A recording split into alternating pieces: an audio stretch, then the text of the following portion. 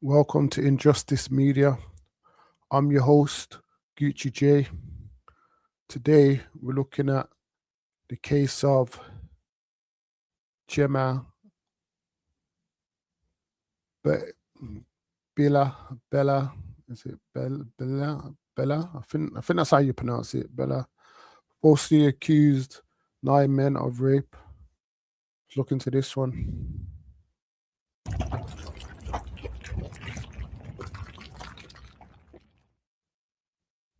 Lesbian fantasist invented 15 rapes and sexual assaults, which saw man jailed to get sympathy from girlfriends. Court here.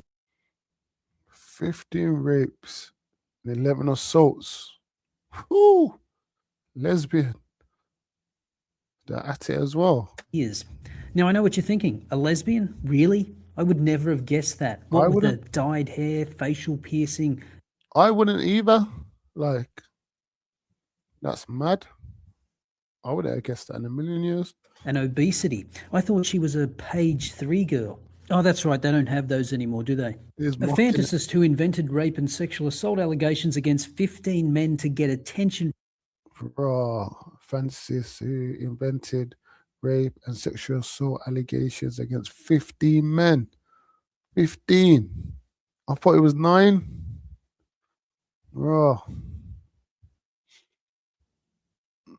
Has been jailed for 10 years.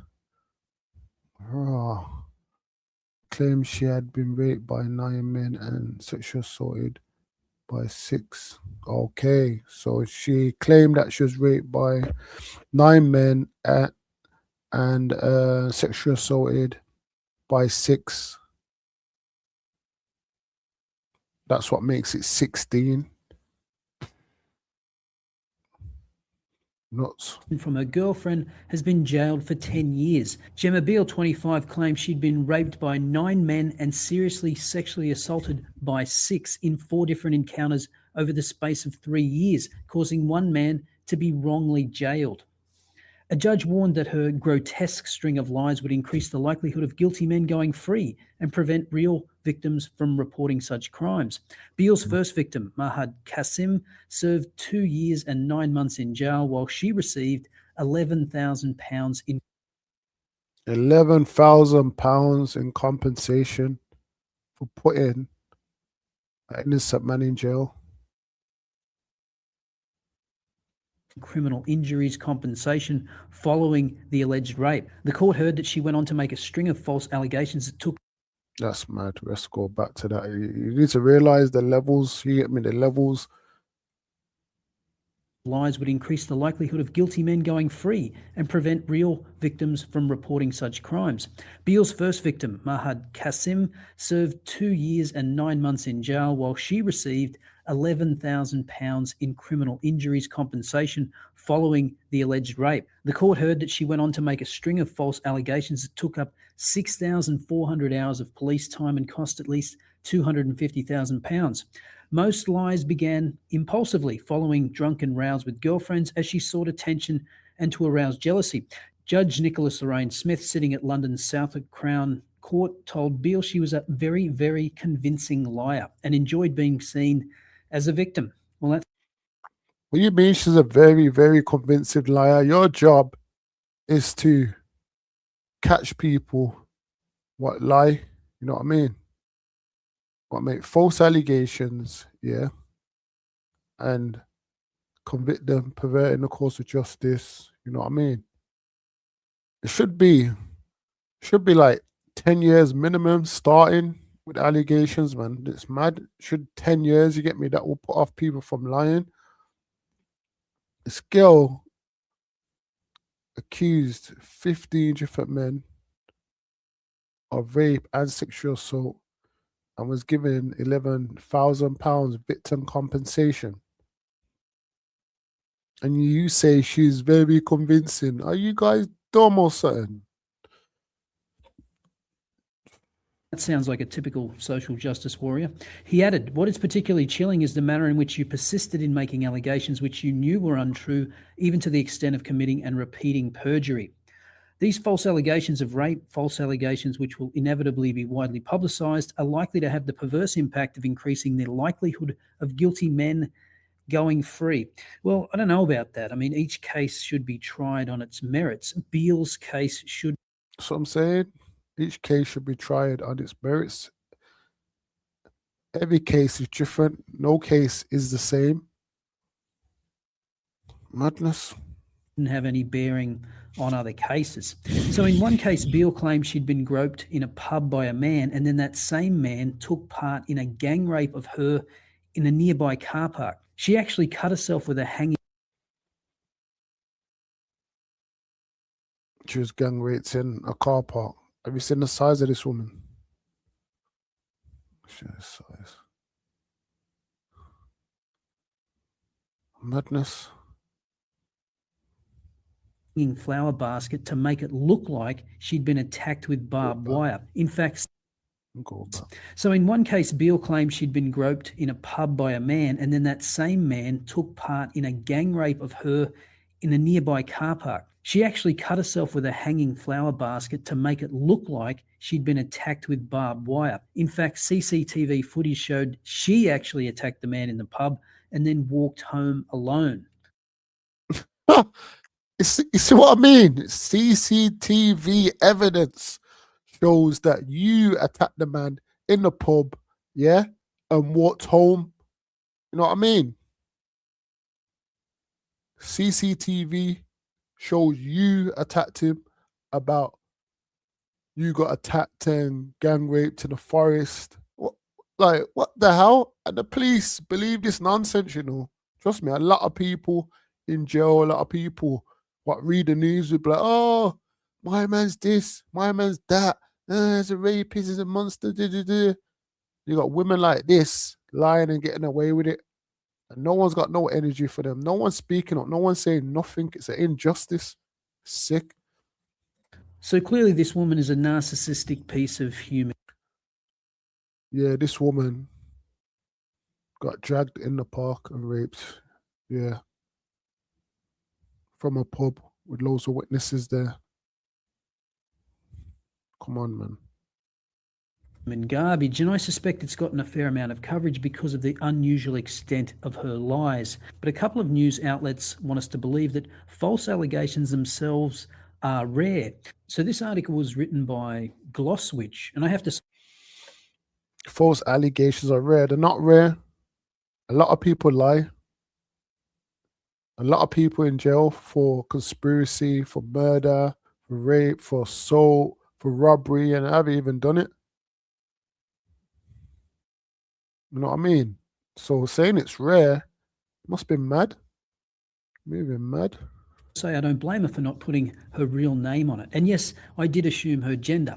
Here's a selection of other articles by Glosswitch. Notice the Ched Evans article. So clearly she has a problem with men being exonerated of crimes they didn't commit.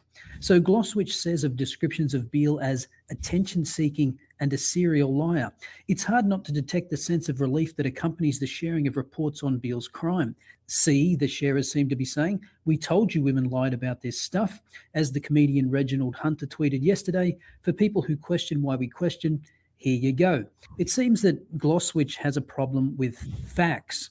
Beale is a serial liar and her motives were to seek attention. And the reason why some people might feel the need to remind you that some women lie about rape is because people like you tell us that we must always listen and believe. And it appears for some time that's exactly what the police did with. Should always listen and believe. No. Use common sense. Look for inconsistencies. That's what you should do. With Beale, one poor sod spending almost 3 years in jail from her false allegations. Now, back at the beginning of the article, Glosswitch claims false allegations are rare and links to an article by Labor MP Keir Starmer about a special report from the CPS about false allegations of rape and domestic violence. Likewise, this guy. They are rare.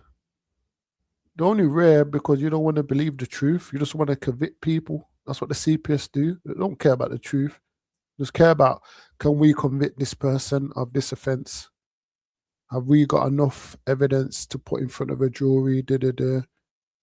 Even if you don't, or let's just put it in front of the jury anyway.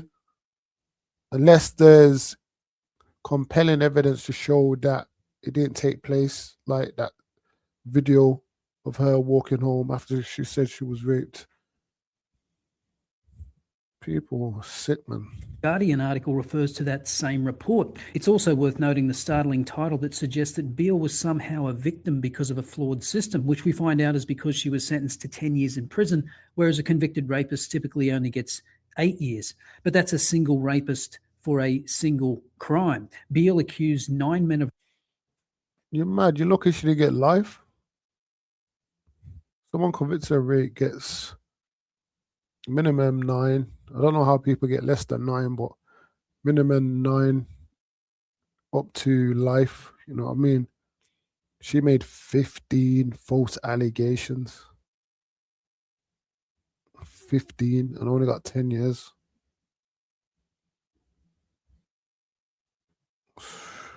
Madness. Of rape and 6 of sexual assault, one of which spent almost 3 years of his life in prison. So 10 years, well, that's hard to feel sympathy for her.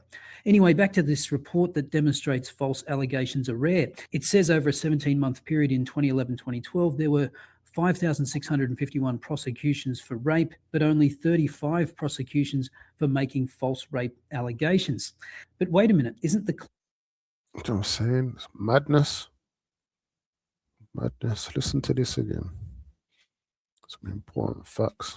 Title that suggests that Beale was somehow a victim because of a flawed system, which we find out is because she was sentenced to 10 years in prison, whereas a convicted rapist typically only gets 8 years. But that's a single rapist for a single crime. Beale accused 9 men of rape and 6 of sexual assault, one of which spent almost 3 years of his life in prison. So 10 years, well, that's hard to feel sympathy for her.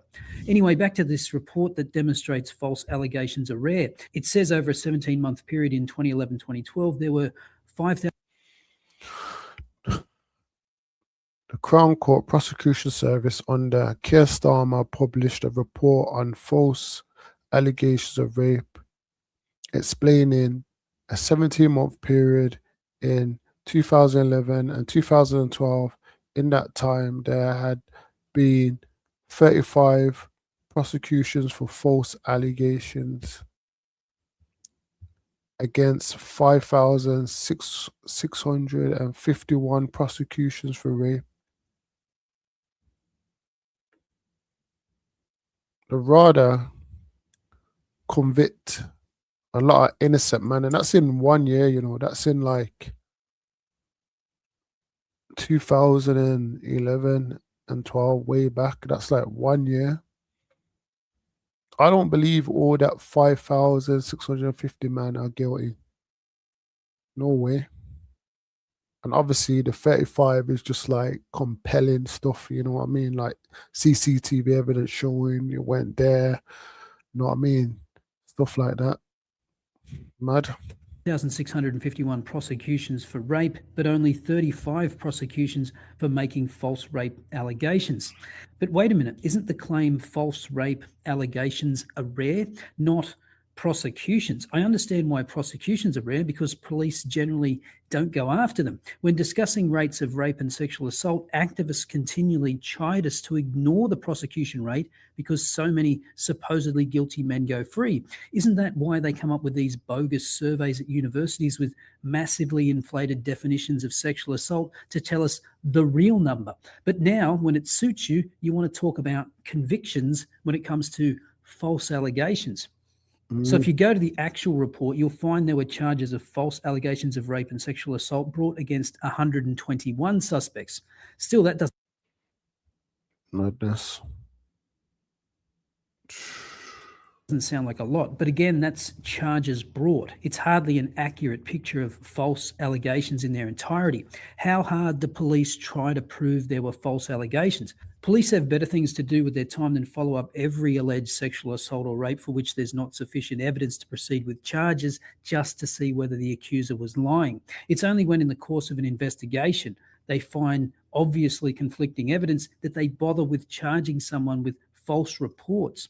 Not only that, there is special guidance set out for police when pursuing charges of perverting the course of justice and wasting police time in cases of allegations of rape and sexual assault. In a section called Core Considerations, they remind prosecutors to not resort to myths and stereotypes such as victims invite offences because of the way they dress, act, or because they may be drunk, or that we shouldn't expect them to recall events consistently. Now, I wonder, does not being able to recall events consistently apply to other alleged crimes where trauma may be involved? And if not, why not? It's a little too convenient if someone can make an allegation and then later say, you know what, it actually didn't happen like that. There's even further guidance on societal myths on rape and sexual offences. Myth number 7 being women cry rape when they regret having sex or want revenge. Implications: reinforces stereotypes, re-victimizes and stigmatizes the victim, and undermines her support for seeking justice. And then they cite the CPS report as evidence that this is exceedingly rare. Now, of course, it would be ridiculous to assume that all women do this, or even a significant number, but you only have to read the campus rape frenzy to know this is not a rare occurrence. Not only that, young women in the United States are being actively encouraged to see regretful sex as akin to rape or sexual assault by activists on campus. Now, there are special considerations for youths because they may be coerced into making a false complaint or not understand the true nature of consent. There are considerations for the reasons an accuser may withdraw their accusation, such as family pressure or due to embarrassment. Now, most of this guidance seems fairly reasonable, but the point is that it is specifically designed to make sure authorities are very careful about bringing charges of false accusations. But again, this is about bringing charges and proceeding to a prosecution. It doesn't say anything about false allegations that lead to convictions that aren't overturned. Recall that from the campus rape frenzy, a 2012 study estimated that of 227 men convicted of rape for whom DNA evidence was available and usable, 15% were eliminated as the source of that evidence. That's crazy, you know. 2012 study of 227 men convicted of rape for whom DNA evidence was available unsuitable. 15% were eliminated as their source of evidence. Madness. It also doesn't say anything about allegations where police don't follow up because resources would be better spent elsewhere. Personally, I'd like to hear from police what goes on inside a UK police department with regard to these matters. How actively do police pursue false allegations or even bother to find out if they are in fact false? I don't think the police can be blamed for not wasting resources following up every unsubstantiated claim. Presumably they have better things to do, such as policing thought crimes on social media. No doubt Jemma Beale is an outlier and rape is a far bigger problem than false allegations of rape. But to minimise the frequency of false allegations sets up a system of a quasi-presumption of guilt, which is exactly what has happened on many American college campuses. So if you have experience in this area of law enforcement, let us know your thoughts about the vigour with which false rape allegations are pursued by police. I'll see you next time. That is nuts. That is crazy. Jemma Beale. Sick woman.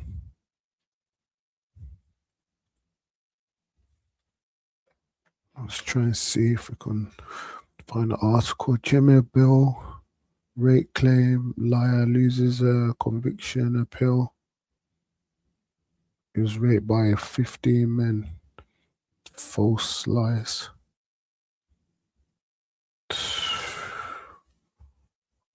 Madness. From Holslow, West London, was sentenced to 10 years. August 2017. Claiming she was falsely assaulted by 6 men and raped by 9. Over the space of 3 years. Challenging her conviction. You're a jackass. Absolute jackass. Lied about rape. The CCTV evidence showing you lying. You're just after money, you sicko. QC argued should have been given jury directions about dangers. Lied to get money. 10 years significant. Judge told the court that one of the men accused in 2013 was tried twice and jailed for 7 years. Fucking hell.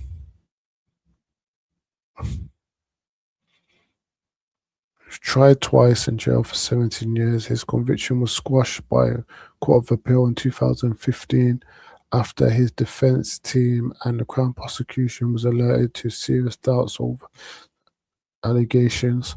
She had been awarded $11,000 by the Criminal Injuries Compensation Authority and had told a former girlfriend she had lied to get the money, the court heard.